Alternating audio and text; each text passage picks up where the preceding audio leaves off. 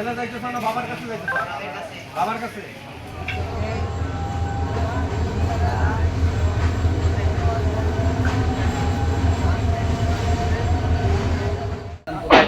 এখানে ঘুরতে আসছিলাম, অষ্টম শ্রেণীর চেয়ারপুর থেকে আসছি আসছি একটু ঘুরতে। তোমরা যে আসছো তোমাদের পিতা মাতা জানে? গরিব কোথায় আসছিল? গরিব কোথায় আসছো?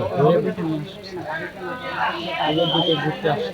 শিক্ষক প্লাস তাদের অভিভাবকদের অবগত না করে কোমলমতি শিশুরা এই বিভিন্নভাবে তারা একত্রে পরামর্শ করে ভৈরব রেলওয়ে ব্রিজের নিচে, Bhairab station, Bhairab rail line, Narsingdi সহ বিভিন্ন জায়গায় এরা গোপনে ট্রেনের ছাদে অবৈধভাবে অবৈধ যাত্রী হিসাবে চলে আসে এবং বিভিন্ন ধরনের এনজয় করে, যার কারণে বড় ধরনের অ্যাক্সিডেন্ট কন্টিনিউ ঘটে।